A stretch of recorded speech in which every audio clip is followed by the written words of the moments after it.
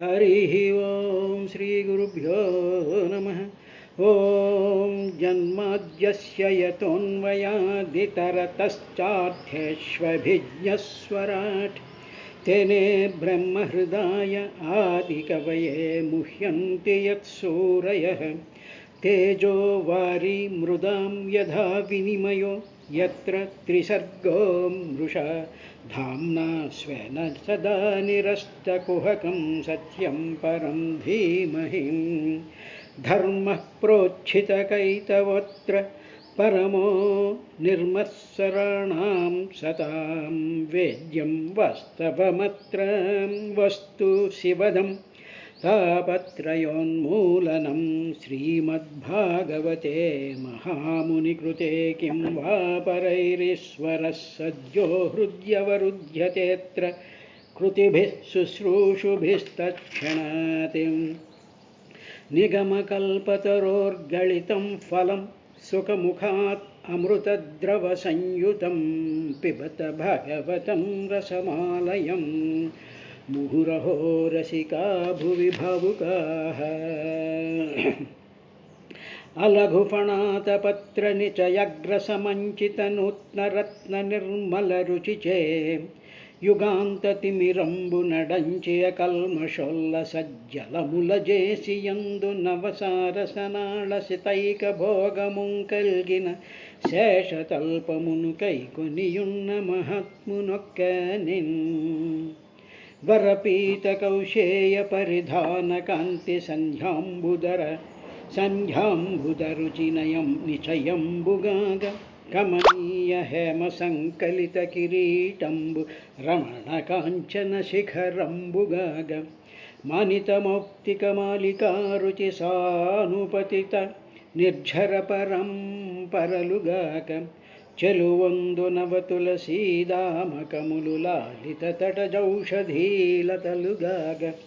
వరభుజంబులు నికటస్థవంశములగ పదములంగణపాదప ప్రచయములుగ లలితగతి నొప్పు మరకతాచల విడంబితాత్మదేహంబుగలుగు మహాత్ముహరి హారకలాప పుష్ప నిచయంబుల చందన చంచత్ అనర్ఘరత్నకేయూరకరంగుళీయక మహోజ్వల బాహు సహస్రశాఖలొప్పారగ చుడనొప్పి భువనాత్మకులీలా దృష్టమూల విస్ఫారిత భోగవేష్టిత విభాసిత చందన భూరుహాకృతి విలసత్కుండలిరాజసఖ్యమున ఉర్వీభృత్సమాఖ్యన్ సముజ్వలితోదారశిరో విభూషణ సహస్రస్వర్ణకూటంబులం సలిలావాసిత చారు కౌస్తుభ విరాజద్రత్నగర్భంబులం నలినాక్షుండు కనుంగొనంగదగమైనా కావనీభృద్గతి. శ్రీగురుభ్యో నమః. అథ పంచవింశోధ్యాయ. పంచమస్కంధంలో 25వ అధ్యాయాల్లోకి మనం అడుగు పెడుతూ ఉన్నాం. ఈ పంచవింశోధ్యాయంలో అంటే అధ్యాయం 25లో సంకర్షణ దేవుడి యొక్క స్తోత్రం ఉంటుంది. సంకర్షణము అనేటువంటి పరమాత్మ యొక్క ఒక వ్యూహానికి సంబంధించినటువంటి విశేషం అంతా ఉంటుంది. సంకర్షణము సరే మనం చదువుతూ ముందుకు వెళ్తున్న కొద్దీ ఆ సంకర్షణము అనేటువంటిది ఏమిటి అనేటువంటి విషయం మనకి తెలుస్తూ ఉంటుంది. పరీక్షన్ మహారాజుకి సుఖబ్రహ్మ ఈ సంకర్షణ దేవుడి యొక్క విధానాన్ని చెప్తూ ఈ విధంగా మొదలుపెట్టాడు.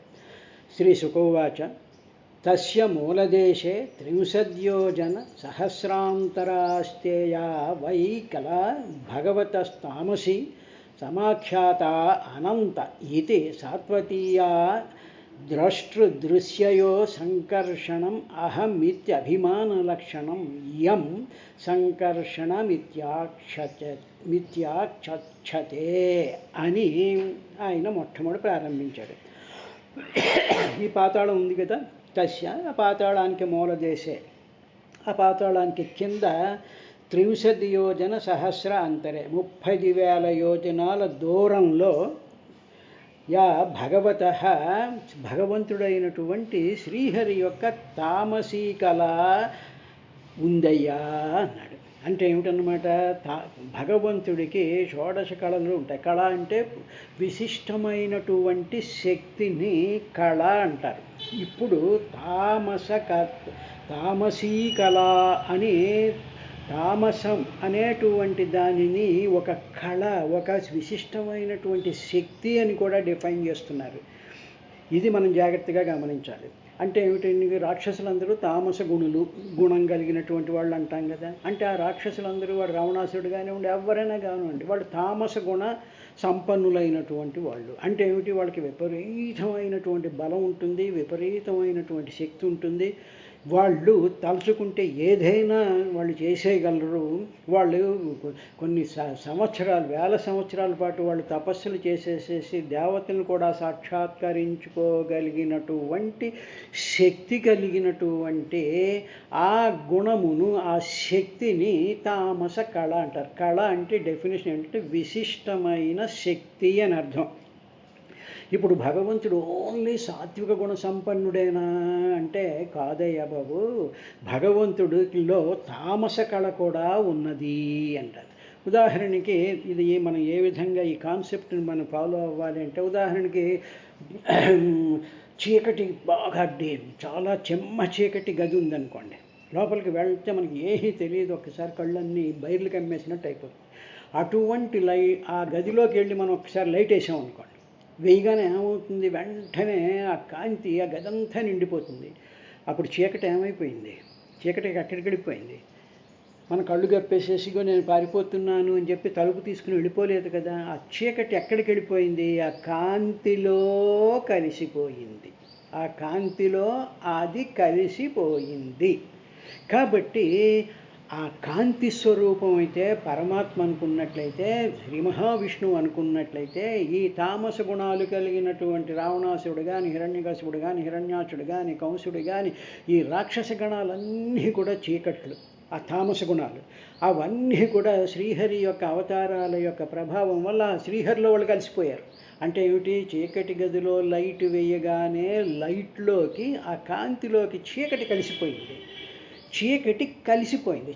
మనం ఆ లైట్ లేనంతసేపు చీకటి ఉంది అంటున్నాంగా, చీకటి ఉంది అంటున్నాం. మొత్తం తలుపులన్నీ వేసేసాం, చీకటిని ఇటు అటు పారిపోనివ్వకుండా ఉంది, వెంటనే లైట్ వేసాం. అప్పుడు చీకటి ఎక్కడికి వెళ్ళిపోయింది అంటే ఏమిటనమాట, ఆ కాంతిలోకి చీకటి కలిసిపోయింది. అలాగా తామస గుణాన్ని తనలోకి కలిపేసుకునేటువంటి ఆ భగవత్ తత్వాన్ని సంకర్షణుడు అంటారు.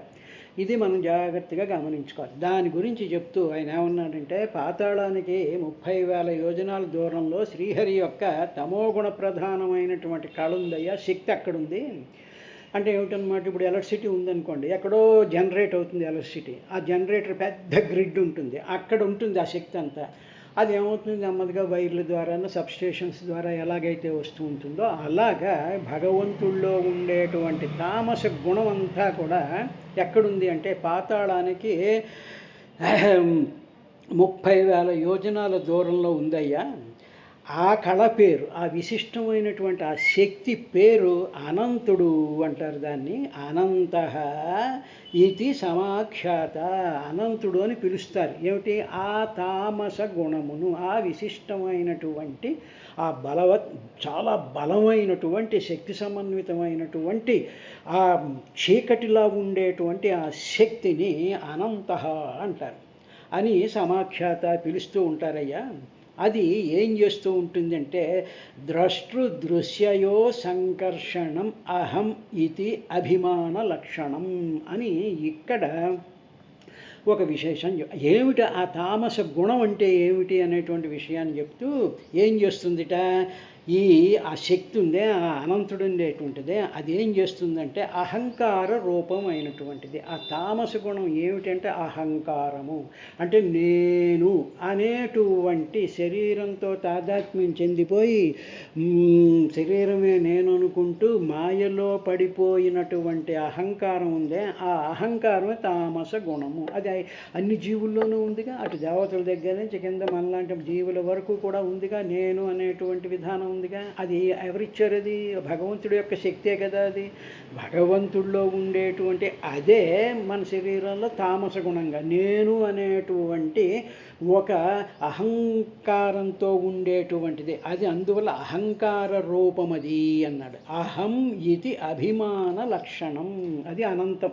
అనంతుడు అనేటువంటిది ఏమిటంటే అభిమాన లక్షణం. అభిమానం అంటే నేను నా శరీరంతో మానము కొలుచుకుంటూ ఉండడం అన్నమాట. నేను అప్పుడు పుట్టాను, ఇప్పుడు పెరిగాను, ఇలా చేశాను, అలా చేశాను, నేను కష్టాలు అనుభవించాను, నేను సుఖాలు అనుభవించాను, నేను ప్రవచనాలు చెప్పేస్తున్నాను, నాకేమో చాలా ఇది ఉంది అనేటువంటి ఒకానొక స్పృహ ఉంది చూసారా. ఆ స్పృహ భగవంతుడి యొక్క తామస గుణ ప్రధానమైనటువంటిది. కాబట్టి ఈ తామస గుణం ఏం చేసి అహంకారం అనేటువంటిది ఎలా వస్తుందని చెప్తూ దృశ్యయో సంకర్షణం అహం అభిమాన లక్షణం అది దాంట్లో ఉండే. ద్రష్ట అంటే చూచేటువంటి వాడు, దృశ్యము చూడబడేటువంటిది. ఈ రెండు కలిసిపోయేటువంటి ఎక్కడ కలుస్తాయి?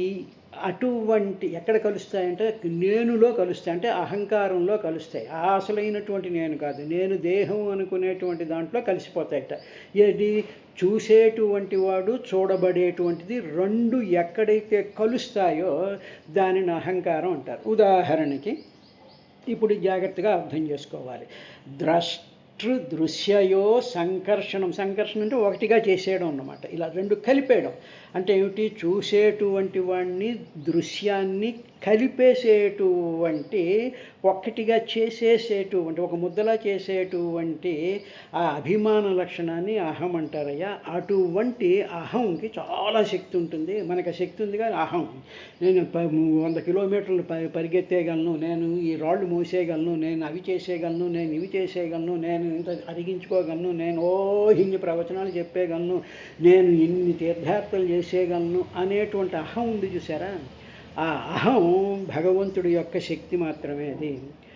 ఇప్పుడు అది ఏం చేస్తుంది అంటే దృశ్యయో సంకర్షణం అభిమాన లక్షణం అదన్నమాట చేస్తుంది. అంటే ఏమిటి? ద్రష్ట అంటే ఇప్పుడు ఉదాహరణకి మనం ఉన్నాం అనుకోండి. ఇప్పుడు నేను ఏం చేస్తున్నా అంటే నేను ఒక వస్తువుని చూస్తున్నాను. నేను చూసేటువంటిది నేను అంటే ఎవరు? నా శరీరంలో ఉండేటువంటి నా మనసు అనుకుందాం ప్రస్తుతం. నా ఇంద్రియాల ద్వారా ద్రష్ట ఏమిటండి చూస్తుంది? నేనేనండి ఆ పువ్వుని చూస్తున్నానండి అంటాం కదా. ఆ ద్రష్ట అనమాట. చూసేటువంటి వాడు ప్రస్తుతం రామారావు అనుకోండి. దృశ్యం, ఆ దృశ్యం ఏమిటి? ఏదో పుష్పం ఉంది అక్కడ, ఏదో పువ్వు ఉందో, చెట్టు ఉందో. దృశ్యం అది. ద్రష్ట నేను చూస్తున్నాను. చూసిన తర్వాత ఇంతలో మీరు ఎవరో వచ్చారు. ఏమిటండి చేస్తున్నారంటే అప్పుడు నేను ఆ దృశ్యాన్ని చూశాను అని చెప్పి చూడబడేటువంటి దాన్ని, చూసేటువంటి నిన్ను రెండింటినీ కలిపేసేసి నేను చూస్తున్నాను అని చెప్పి నువ్వు దానికి కర్త కింద నువ్వు భావించుకుంటూ ఉంటావు. దానికి కర్త నువ్వు అనుకుంటావు. అక్కడ పువ్వేమో నువ్వు కాదు, చూసేటువంటిది ఏమిటో నీలో ఉండేటువంటి జ్ఞానం. ఆ జ్ఞానం నువ్వు కాదు. ఆ జ్ఞానం నీ శరీరంలోకి వచ్చి నేను శరీరము, నా పేరు రామారావు, నేను పువ్వుని చూస్తున్నాను అనేటువంటి ఒకనొక ఈ రెండు అంటే చూసేటువంటి ఈ అహంస్వరూ, ఈ నేననేటువంటి భోక్త, ద్రష్ట, చూడబడేటువంటి దృశ్యం రెండు కలిసిపోయి నేనండి పువ్వుని చూశానండి అని నేను అనేటువంటి ఒకనొక ఈ రెండు దృశ్యము ద్రష్ట ఈ రెండు కలిసిపోతాయి. కలిసిపోయి అహం అంటారు. అది అహంకార స్వరూపం అంటారు. అందువల్ల దృశ్యయో సంకర్షణ ఒక్కటిగా చేసేస్తుందిట. ఏది? అహం, ఈ నేను అనేటువంటి భావం. అది అభిమాన లక్షణం. దానితో నాకు విపరీతమైనటువంటి అభిమానం వచ్చేస్తూ ఉంటుంది. అటువంటి ఆ కళను, ఈ కళను అంటే ఏమిటనమాట? ఈ అహంకారం అనేటువంటి శక్తిని, ఈ తమోగుణ సంబంధమైనటువంటి శక్తిని, తరువాత ద్రష్టని, దృశ్యాన్ని కలిపేసేసి నేను చూసేస్తున్నాను అని చెప్పి కర్తృత్వం, భోక్తృత్వం నువ్వు ఆపాదించుకునేటువంటిది వేరే. నువ్వేమో పువ్వు కాదు, నువ్వు చూడనంత వరకు నువ్వు దాన్ని చూడలేదు. ఇప్పుడు ఈ రెండు కలిపేసుకుని నువ్వేమంటున్నావు? నేను పువ్వుని చూశానండి అని చెప్పి కర్తృత్వం నీ మీద ఆపాదించేసుకుంటున్నావు. చూసావా? దానిని భోగిస్తున్నావు నువ్వు, నేనేదో పొడి చేస్తున్నాను అని. అటువంటి అభిమానం ఈ రెండింటిని కలిపేటువంటి తామస గుణ ప్రధానమైనటువంటి భగవంతుడి యొక్క శక్తినే అనంతుడు అంటారయ్యా. భగవత శ్రీహరి భగవానుని యొక్క తామసీ కళ అనంత ఇది సమాఖ్యాత. ఇలా కలిపేసేటువంటి దానినే అనంతుడు అంటారు. అలాగ కలపడం అనేటువంటి ప్రాసెస్ని సంకర్షణము అంటారు. కర్షణం అంటే ఆకర్షించడం, సంకర్షణ బాగా కలిపేయడం, ఈ రెండింటిని కలిపేయడం అన్నమాట. కలిపేసేసి నేను చేస్తున్నాను ఏకం చేసేటువంటి దాన్ని సంకర్షణుడు అంటారు. ఇది కూడా ఇటువంటి అహం స్వభావం కూడా ఏమిటి అంటే శ్రీహరి యొక్క తమో గుణము. అంటే శ్రీహరి జ్ఞానాజ్ఞాన అవ్యక్తావ్యక్త స్వరూపాయ నమః ఉంది కదా. జ్ఞాన విజ్ఞాన స్వరూపాయ నమః. జ్ఞానము అజ్ఞానము అంటే ఏమిటి? వెలుగులో చీకటి కలిసిపోయినట్టుగా జ్ఞానంలోనే అజ్ఞానం కలిసిపోయి ఉండేటువంటి ఆ స్పెసిఫిక్ బలమైనటువంటి తామస గుణాన్నే సంకర్షణ అంటారు. ఆ సంకర్షణలు అలా కలుపుతూ ఉంటాడు అని ఆచక్షతే చెప్తూ ఉంటారయ్యా. సంకర్షణుడు అంటే అది అని చెప్పి ఈ శ్రీహరి భక్తుల ఈ కళను సంకర్షణుడు అని వ్యవహరిస్తూ ఉంటారు. సత్వగుణం కానీ ఇదంతా ఎక్కడొచ్చింది? సత్వగుణం అంటే శ్రీహరి సత్వగుణం. ఇక్కడ సత్వగుణం ఏమిటంటే చీకటి గదిలో చీకటేమో తామస గుణం, సత్వగుణం ఏమిటంటే లైట్. ఈ సత్వగుణ ఈ లైట్ ఎవరు? శ్రీహరి అనుకుందాం. భక్తులు ఈ కళను అంటే ఆ చీకటిని ఏకం చేసేసేట, ఈ లోపల కలిపేసేట. కలిపేసింది ఎవరు? నువ్వు కాదు కలుపుతా. చీకటినంతటిని పోగు చేసి నేను లైట్ వేస్తాను, ఈ లైట్లోకి వెళ్ళిపో అని చెప్పి దాన్ని చీపుడుతో చెత్త తుడిచినట్టు నువ్వేం చేయటం లేదు. జస్ట్ నువ్వు లైట్ వేసావు అంతే, లైట్ వెలిగింది అంతే. ఏమైపోయింది? అందులో సంకర్షణం అయిపోయింది. ఏదో చీకటి సంకర్షణం అయిపోయింది.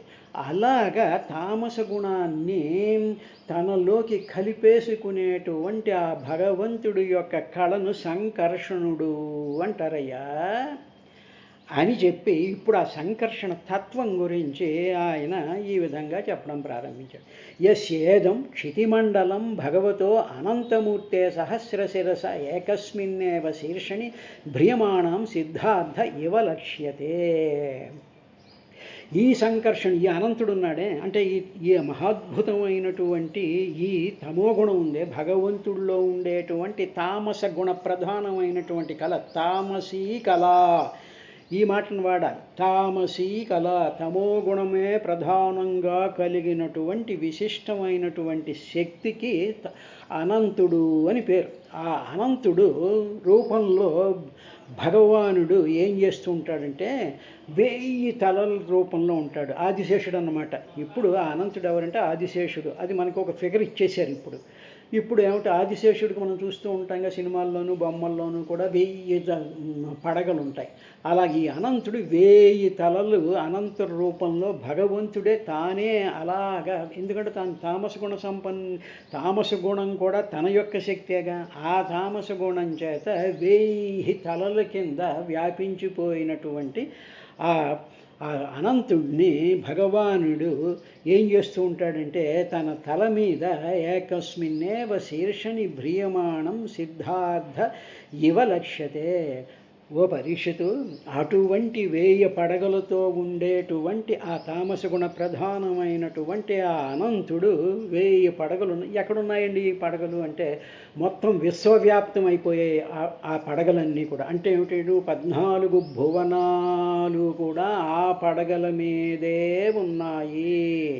ఎందుకంటే ప్రతి లోకానికి, ప్రతి లోకంలో ఉండేటువంటి జీవులకి, ప్రతి దాంట్లోనూ కూడా నేను ప్రతి దాంట్లోనూ ఒక శక్తి ఉందిగా. తమోగుణ సంబంధమైనటువంటి శక్తి ఉందిగా. ప్రతి లోకానికి ఉంది, ప్రతి జీవికి ఉంది, ప్రతి ఆ లోకాల్లో ఉండేటువంటి వాళ్ళందరికీ కూడా నేను అనేటువంటి అహంకార స్వరూపమైనటువంటి గుణం ఉందిగా. కాబట్టి అహంకార స్వరూపమైనటువంటి వాడేగా అనంతుడు. తమోగుణం కాబట్టి ఇవన్నీ అన్ని లోకాల్లోనూ వ్యాపించిపోయినటువంటిది ఈ తమోగుణ సంబంధమైనటువంటి తామసీ కళా అనంత. అటువంటి అనంతుడు ఈ 1000 తలలతో, 1000 అంటే సహస్రము అని అర్థం అన్నమాట. 1000 అంటే 1000 అనే కాదు, మొత్తం అంతా కూడా దానికి సంబంధించినటువంటి కాన్సెప్ట్, సైంటిఫిక్ కాన్సెప్ట్ తర్వాత చెప్పుకుందాం. అందులో ఒక తల మీద మన భూమండలాన్ని మోస్తూ ఉన్నాడయ్యా. సేదం క్షితిమండలం. క్షితి అంటే మన భూమి ఉంది చూసారా, మనం చూసేటువంటి భూమి ఉందే, ఈ భూమి అందులో ఆ సహస్రం అనంత కోటి పడగల మీద ఉండేటువంటి దాంట్లో ఒకానొక పడగ మీద మన భూమిట సిద్ధార్థ ఇవ లక్ష్యతే. సిద్ధార్థ అంటే ఆవగింజలా ఉంది. ఒక పడగ మీద ఒక మూల మన భూమి ఆవగింజలా ఉంది, అనంతంలో ఆవగింజ.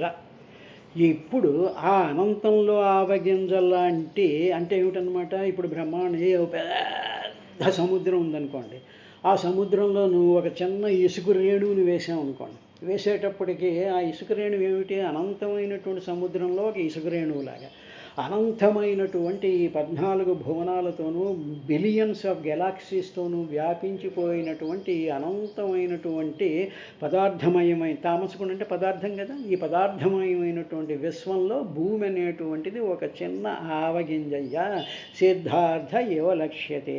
ఇది మనం గ్రహించుకోవాల్సింది. ఈ కాన్సెప్ట్ మన మనసుకి వెళ్ళినప్పుడు ఆ ఆవగింజ మీద ఏదో పెద్ద పోటుగాళ్ళం అనుకుని మనం ఏదో విర్రవీగేసేసుకుంటూ ఛాతీలు వెప్పదీసేసుకుంటూ అహంకారంతో వెలిగిపోతూ మండిపోతూ ఉండేటువంటి మన బతుకులు ఏమిటి అని మనం ఆలోచించుకున్నట్లయితే, అప్పుడు ఆ అనంత స్వరూపాన్ని కానీ మనం చేసుకున్నట్లయితే, ధ్యానించినట్లయితే, స్వామి ఇన్ని గెలాక్సీస్ని, ఇన్ని బిలియన్స్ ఆఫ్ స్టార్స్ని అంతటినీ కూడా నువ్వు మోస్తూ నీ యొక్క శక్తి, నీ పడగల మీద ఉండేటువంటి అనంతమైనటువంటి శక్తి నీలో, దాంట్లో ఒక ఆవగింజలో ఒక ఇసుక రేణువులో సహస్రాంతం కూడా లేనటువంటి నా బతుకెంత, నా మాట ఎంత, నా శక్తి ఎంత, నాకు ఉండేటువంటిది ఏమిటి అనేటువంటి ఆ భావన స్ఫురించడం కోసమే ఈయన చెప్పాడు. తర్వాత సిద్ధార్థ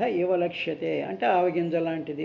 ఇప్పుడు ప్రజెంట్ ఆస్ట్రోనామికల్ డైమెన్షన్స్ ప్రకారం చూసినట్లయితే our earth is an insignificant speck in the universe అన్నారు. ఏమాత్రము విలువలేనటువంటి ఒక చిన్న స్పెక్ అన్నమాట, అంటే ఒక చిన్న రేణువు లాంటిది భూమి అని శాస్త్రం. కాబట్టి యస్యేదం క్షితిమండలం భగవతో అనంతమూర్తే సహస్రశిరస ఏకస్మిన్నేవ శీర్షణి భ్రియమాణం సిద్ధార్థ ఇవ లక్ష్యతే. భ్రియమాణం భరిస్తూ ఉన్నాడు అందులో. ఏమిటి భరించేటువంటి ఆ పడగ ఏమిటంటే గ్రావిటేషనల్ స్పేస్ టైం కాంటినమ్ అని, సహస్రం అన్నమాట. అంటే ఏమిటన్నమాట, ఈ స్పేస్ టైం కాంటినమ్లో వీటిల్ని, ఇది మహాశక్తి కాబట్టి అనంత శక్తి కదా, తామస గుణం అంటే శక్తి అని చెప్పుకున్నాగా, ఆ కళ అంటే విశిష్టమైనటువంటి శక్తి కాబట్టి దానిని మనకి పిక్చరైజ్ చేయడం కోసం అని సహస్ర ఫణిఫణామండితమైనటువంటి ఆ అనంత స్వరూపం మీద ఈ భూమి అనేటువంటి ఆవగింజలా ఉంది అన్నాడు. అయిన తర్వాత అటువంటి ఆ తమో గుణము అంటే కనిపించదుగా శక్తి, ఏది కనిపించదు. గ్రావిటేషన్ కనిపిస్తుందా, కనిపించదు. రాయి వేస్తే కింద పడితే ఓహో గ్రావిటేషన్ ఉంది అని చెప్తున్నాం. ఎలక్ట్రిసిటీలో ఉండేటువంటి ఎలక్ట్రిక్ ఫోర్స్ కనిపిస్తుందా, కనిపించదు. దాని యొక్క ఎఫెక్ట్ని చూసి ఇది ఎలక్ట్రిసిటీ అనుకుంటున్నాం. కాబట్టి అగ్ని కనిపిస్తుంది కానీ అగ్నిలో దాహక శక్తి కనిపిస్తుందా, కనిపించదు కదా. కాబట్టి ఈ విధంగా కనిపించకుండా ఉండేటువంటి ఆ భగవంతుడి యొక్క శక్తిని తామస గుణము అంటారు. అటువంటి శక్తిది అని చెప్పిన తర్వాత యస్యః వా ఇదం కాలే నోపసంజీర్షితో అమర్ష విరచిత రుచిర భ్రమద్భ్రువోరంతరేణ సాంకర్షణో నామ రుద్ర ఏకాదశ వ్యూహ శిఖం శూలం ఉత్తమం భయం నుదతిష్టతి. ప్రళయకాలంలో ఈ జగత్తుని సంహరించేయాలి అనుకునేటువంటి ఆ సంకర్షణుడు ఏం చేస్తాడంటే, సంకర్షణ అంటే ఏకం చేయడంగా, ముద్ద చేసేయడంగా సంకర్షణుడి డెఫినేషను. కాబట్టి ఆ ముద్ద చేసేటువంటి సందర్భంలో ఈ అనంతమైనటువంటి ఆ పరమాత్మ యొక్క శక్తే కోపంతో ఈ సమస్తమైనటువంటి ఈ విశ్వ వలయాలన్నిటినీ కూడా ముద్ద చేసేసి తనలోకి కలిపేసుకుందాము అనేటువంటి స్థితి అంటే ఏమిటి, కల్పాంతాలన్నమాట. ఆ కల్పాంతాల్లో ఇవన్నీ కూడా కలిసిపోవాలి అనేటువంటి సందర్భంలో అప్పుడు ఏం చేస్తుంటాడే, అమర్ష విరచిత రుచిర భ్రమద్భ్రువోహో. అప్పుడు ఈ అనంతమైనటువంటి శ్రీహరి కనుబొమ్మల్ని చాలా అందంగా ఇటు అటు తిప్పుతాడు. తిప్పేటప్పటికీ ఆ తెప్పడంలో నుంచి ఒక రుద్రశక్తి ఒకటి బయటకు వచ్చిందయ్యా. ముక్కంటి రుద్రుడు బయటకు వచ్చాడు. భ్రమద్భ్రువో అంతరేణ సంకర్షణో నామ రుద్ర. అందుకని శివుడికి సంకర్షణుడు అని పేరు కూడా ఉంది. కాబట్టి ఆ శక్తి అంటే అన్నిటినీ మళ్ళీ లోపలికి కలిపేసేటువంటి అంటే లయం చేసేటువంటి ఆ తామస గుణ సంపన్నంటనే శివుడు అని కూడా అంటారు, రుద్రుడు అంటూ ఉంటారు. అటువంటి రుద్ర త్రిశిఖం 3 కొనలు కలిగినటువంటి సోలం ఉత్తంభయన్ ఉదతిష్టతే. ఒక 3 కొసలు కలిగినటువంటి త్రిశూలాన్ని పట్టుకుని ఆయన ఉద్భవించాడయ్యా. ఉద్భవించి ఆయన సంకర్షణుడు అనేటువంటి పేరుతో ఈ సమస్త లోకాలన్నిటినీ కూడా లయం చేసేటువంటి వాడు సంకర్షణుడు అనేటువంటి విధానం ఉంది. ఈ సంకర్షణుడు ఎవరంటే సాక్షాత్తు పరమాత్మయే. అదే విధానం ఈ సంకర్షణత్వం గురించే మనకి దశమస్కందంలో శ్రీకృష్ణుడు చిన్న పిల్లవాడి కింద ఉన్నప్పుడు అగ్నిజ్వాలన్నింటినీ నోరు తెరిచి మొత్తం దావాగ్నిని అంతటినీ లోపల తీసేసుకుంటాడు. అదన్నమాట సంకర్షణత్వం అనేటువంటి విషయం. రేపటి కార్యక్రమంలో ఏం చెప్తున్నారు అనేటువంటి విశేషాన్ని చూద్దాం.